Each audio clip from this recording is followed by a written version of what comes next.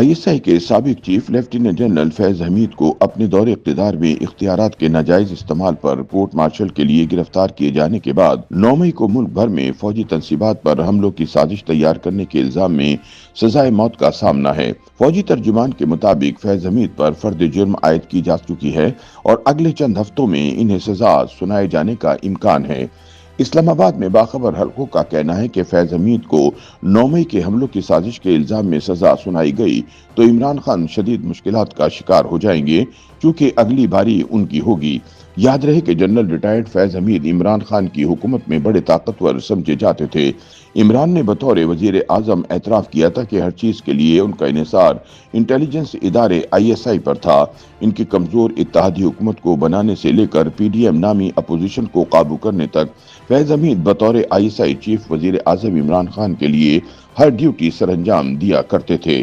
Senior صحافی اور تجزیہ کار زاہد حسین کہتے ہیں کہ فیض حمید کا کورٹ مارشل پاکستانی سیاسی تاریخ میں ایک ایسا واقعہ ہے جس کا تصور کرنا بھی مشکل تھا۔ جاسوسی کرنے والے ادارے کے سابق طاقتور سربراہ اور بادشاہ گر اب بغاوت کے الزامات میں فیلڈ کورٹ مارشل کا سامنا کر رہے ہیں۔ فیض حمید پر اب باقاعدہ طور پر ریاست کی سلامتی اور مفادات کے خلاف غیر قانونی سرگرمیوں میں ملوث ہونے کا الزام عائد کیا گیا ہے۔ ان کا مقدمہ ایک فوجی عدالت میں چلایا جا رہا ہے۔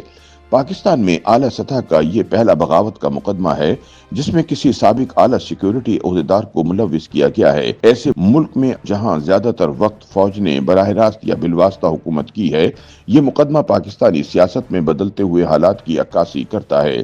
سابق انٹیلیجنس چیف پر الزام ہے کہ انہوں نے سیاسی مفادات کے لیے ملی بھگت کے تحت ملک میں عدم استحکام پیدا کرنے کی کوشش کی۔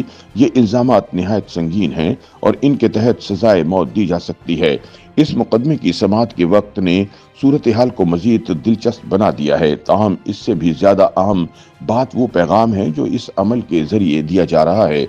زاہد حسین کے مطابق دلچسپ بات یہ ہے کہ سابق ISI چیف کے خلاف فرد جرم عائد کرنے کی کارروائی 26 نومبر کو اسلام آباد میں عمران خان کے حامیوں کے خلاف پرتشدد احتجاج کے چند دن بعد شروع ہوئی۔ اس احتجاج میں کئی افراد اپنی جان سے گئے، جس میں رینجرز اور پولیس کے 5 جوانوں کے علاوہ تحریک انصاف کے 5 ورکر بھی شامل تھے۔ مبصرین کے مطابق 24 نومبر کو اسلام آباد میں احتجاج کی کال دینے کا بنیادی مقصد فیض حمید کے خلاف شروع کی گئی کارروائی میں رکاوٹ پیدا کرنا تھا، لہٰذا حکومت اور اسٹیبلشمنٹ نے سخت ترین رویہ اختیار کیا، جس کے نتیجے میں احتجاجیوں کو اپنے جوتے اٹھا کر اسلام آباد کے ڈی چوک سے فرار ہونا پڑا۔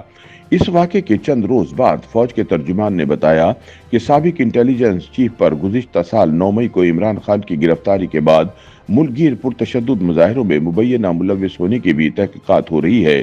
ان مظاہروں میں ہجوم نے درجنوں فوجی تنصیبات پر حملے کیے، جن میں لاہور میں کور کمانڈر کی رہائش گاہ اور راولپنڈی میں فوج کا جنرل ہیڈ کوارٹر شامل ہیں۔ تحریک انصاف کے متعدد حامیوں کی گرفتاری اور ان کے خلاف فوجی عدالت میں مقدمات کے ساتھ ساتھ 9 مئی کے واقعے کے نتیجے میں فوج کے اندر بھی بڑے پیمانے پر تطہیر ہوئی۔ فوجی ترجمان کے مطابق 100 سے زائد فوجی افسروں، جن میں لاہور کے کور کمانڈر بھی شامل ہیں، کو اس واقعے میں مبینہ کردار کے سبب برطرفی یا تحقیقات کا سامنا کرنا پڑا۔ یہ واقعہ جنرل فیض حمید کی ریٹائرمنٹ کے چند ماہ بعد پیش آیا۔ وہ اس وقت سے زیر نگرانی تھے جب انہوں نے آرمی چیف کی دوڑ میں ناکامی کے بعد فوج سے استعفیٰ دے دیا۔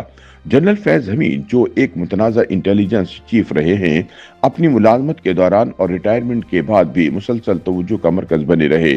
ان پر ہاؤسنگ اسکیم سکینڈل میں ملوث ہونے کی تحقیقات ہو رہی تھی، لیکن ریٹائرمنٹ کے بعد کی سرگرمیوں سے متعلق الزامات زیادہ سنگین معلوم ہوتے ہیں۔ ان پر اختیارات کے ناجائز استعمال اور آرمی ایکٹ کی خلاف ورزی کا الزام بھی عائد کیا گیا ہے۔ یاد رہے کہ فیض حمید کو 2017 سے اس وقت شہرت ملی جب وہ 2 اسٹار جنرل کے طور پر ISI میں سیاسی امور کے انچارج بنے۔ انہیں 2019 میں عمران کی حکومت کے دوران ISI کا سربراہ بنایا گیا۔ 2017 میں ہی ان پر ہاؤسنگ سوسائٹی سکینڈل میں ملوث ہونے کا الزام لگا، جس کے مطابق انہوں نے مبینہ طور پر اس اسکیم کے مالکان کے دفاتر اور رہائش گاہوں پر چھاپے مارنے کا منصوبہ بنایا۔ یہ واضح طور پر اختیارات کے مجرمانہ غلط استعمال کے زمرے میں آتا ہے، لیکن اس وقت ان کے خلاف کوئی داخلی احتسابی عمل نہیں ہوا۔ اس کے برعکس انہیں 3 اسٹار جنرل کے عہدے پر ترقی دے کر ISI کا سربراہ مقرر کر دیا گیا۔ इमरान खान की हुकूमत के दौरान वो इंतहाई ताकतवर शख्सियत के तौर पर उभरे। साबिक वजीर आजम ने बाद में तस्लीम किया कि वो इंटेलिजेंस इदारे पर हर बात के लिए इन्हिसार करते थे, चाहे वो नाजुक हुकूमती इत्तेहाद को बरकरार रखना हो या अपोजिशन को काबू में रखना। यही वजह थी कि इमरान नहीं चाहते थे कि फैज हमीद 2021 में अपना ओहदा छोड़ें।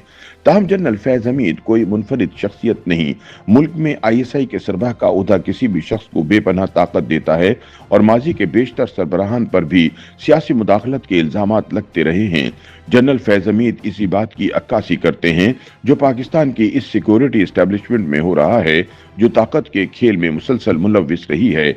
उनका केस शायद इस मसले का सिर्फ एक पहलू है। वो एक ऐसे निज़ाम की पैदावार है जो अपने ओहदेदारों को वसी इख्तियारात देता है। YouTube पर गूगली न्यूज देखने के लिए youtube.com की सर्च बार में गूगली न्यूज TV टाइप करें। गूगली न्यूज के पेज पर सुर्ख रंग के सब्सक्रिप्शन वाले बटन पर क्लिक करना ना भूलिए। YouTube पेज पर अपलोड होने वाली वीडियोस से बाखबर रहने के लिए बेल आइकन पर क्लिक कीजिए। आपको हर नई वीडियो के बारे में नोटिफिकेशन मौसूल हो जाएगा।